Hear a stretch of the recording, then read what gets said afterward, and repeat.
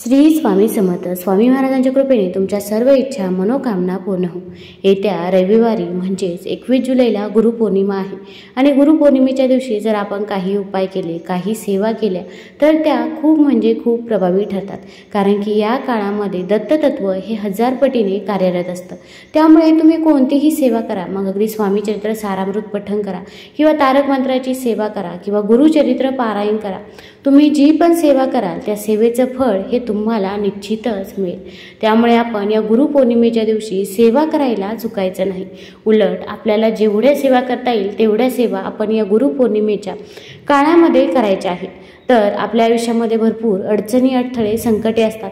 ती दूर होण्यासाठी, तसेच आपली जी काही इच्छा आहे, मनोकामना आहे ती पूर्ण होण्यासाठी, तसेच आपल्या मुलांची देखील प्रगती होण्यासाठी आपल्याला या गुरुपौर्णिमेच्या दिवशी काही उपाय करायचे आहे. तर आपल्याला औदुंब वृक्षाला एक वस्तू अर्पण करायची आहे. साक्षात दत्त निवास असलेला पवित्र वृक्ष म्हणून औदुंबराची ख्याती आहे. 21 गुणांनी परिपूर्ण औदुंब वृक्षाखाली सद्गुरू माऊली दत्तांनी साधना केली होती. औदुंबराला भूतलावरील कल्पवृक्ष देखील म्हणतात, कारण प्रभू विष्णूंनी औदुंबराला आशीर्वाद दिला आहे की याला सदैव फळे येतील. तसेच या झाडाचे पूजन व भक्तीने सर्व मनोकामना देखील पूर्ण होतील. या झाडाचे दर्शन घेतल्याने उग्रता शांत होईल. या झाडाच्या नियमित प्रदक्षिणा घातल्याने अपत्य प्राप्त होईल. औदुंबराच्या सेवेने जन्मजन्मांतरीची पापे देखील नष्ट होतात व इच्छित फलप्राप्ती देखील होते. या औदुंब वृक्षाचे खूप महत्त्व आहे, कारण की यामध्ये प्रभू श्री गुरुदेव दत्त वास करतात आणि आपल्याला याच झाडाची या गुरुपौर्णिमेच्या दिवशी पूजा करायची आहे, सेवा करायची आहे. पण एक गोष्ट लक्षात ठेवायची आहे की आपण जो काही उपाय करत आहोत, जी काही सेवा करत आहोत त्याबद्दल कुणालाही सांगायचे नाही. भरपूर वेळा आपण असे करतो की आपण उपाय तर करत असतो पण त्याबद्दल कुणाला तरी सांगतो.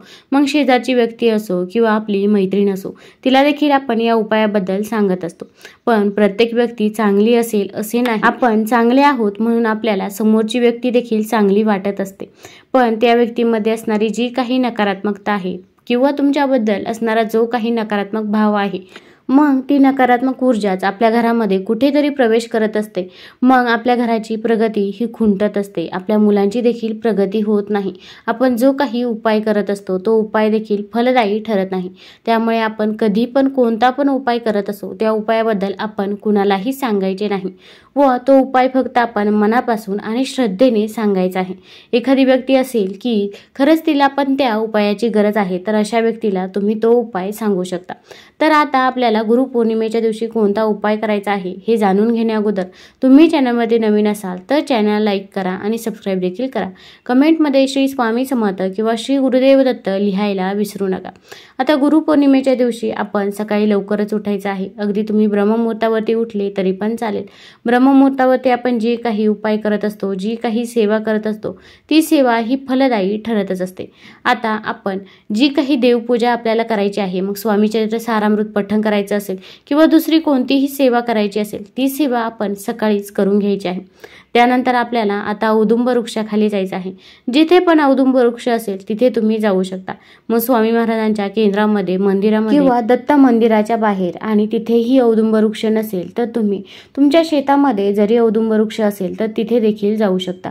जिथे जास्त पाण्याचा वास असतो तिथे औदुंब वृक्ष हा असतोच. मग अशा औदुंब वृक्षाखाली आपण जायचं आहे.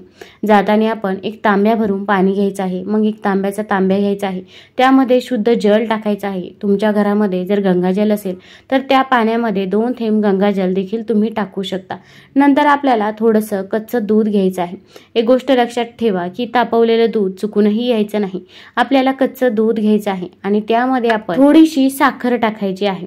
आता ही साखर टाकल्यानंतर त्यामध्ये चिमूटभर हळद देखील टाकायचं आहे. मग आपण या 4 गोष्टी म्हणजे शुद्ध जल, कच्चं दूध, साखर आणि चिमूटभर हळद या सर्व गोष्टी आपण त्या तांब्यामध्ये टाकायच्या आहे. आणि हे घेऊन आपल्याला जिथे पण औदुंब वृक्ष असेल तिथे जायचं आहे. औदुंब वृक्षाजवळ आपण पहिल्यांदा शुद्ध तुपाचा दिवा प्रज्वलित करायचा आहे किंवा तुम्ही तिळाच्या तेलाचा, मोहरीच्या तेलाचा दिवा देखील प्रज्वलित करू शकता. दिव्यामध्ये देखील आपण चिमूटभर हळद टाकायची आहे।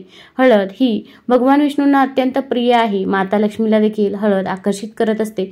तसेच आपला गुरुग्रह देखील हळद बळकट करत असते, त्यामुळे हळद टाकायला विसरायचं नाही। दिव्याला आपण हळदी कुंकू अर्पण करायचं आहे। औदुंब वृक्षाला देखील हळदी कुंकू अर्पण करायचं आहे। तुम्ही औदुंब वृक्षाला या दिवशी पिवळ्या रंगाची फुले जरूर अर्पण करावी। मग 3 फुले तुम्ही अर्पण करू शकता। त्यानंतर औदुंब वृक्षाला आपण हे जे काही जल आणलेले आहे ते अर्पण करायचे आहे। औदुंब वृक्षाला आपण आपली जी काही मनोकामना आहे, जी काही प्रार्थना आहे ती सांगायची आहे।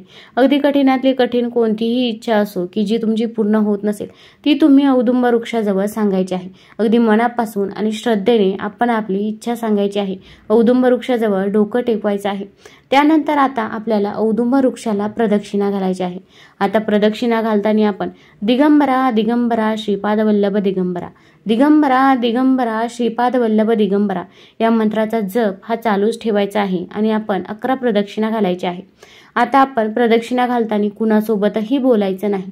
आपण जर असे केले तर आपला उपाय हा सफल ठरत नाही।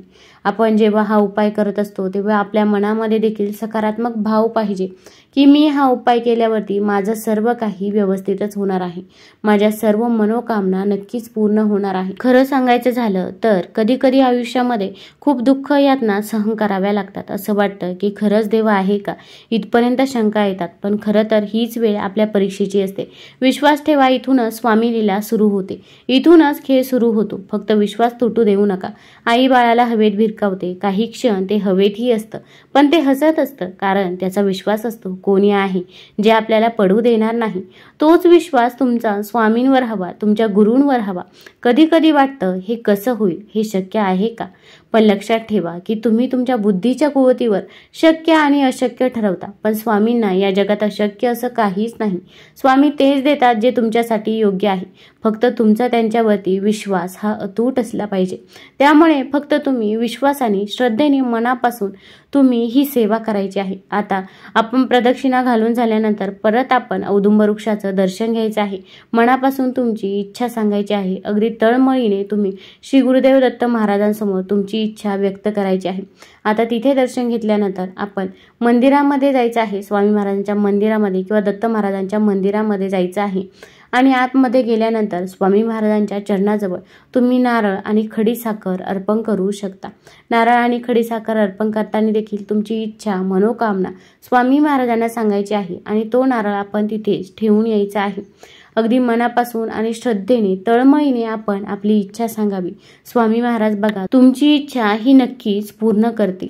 खरं तर एखाद्या गोष्टीसाठी वेळ लागत असेल, पण एक गोष्ट लक्षात ठेवा की स्वामी महाराज आपल्यासाठी जे काही योग्य आहे तेच देतात। एखादी गोष्ट उशिरा देतील पण त्याचं फळ हे निश्चितच चांगलं असेल। फक्त विश्वास तुटू देऊ नका आणि श्रद्धेने हा उपाय करा। तुम्हाला जर हा व्हिडिओ आवडला असेल तर चॅनलला लाईक करा, सबस्क्राईब करा। धन्यवाद।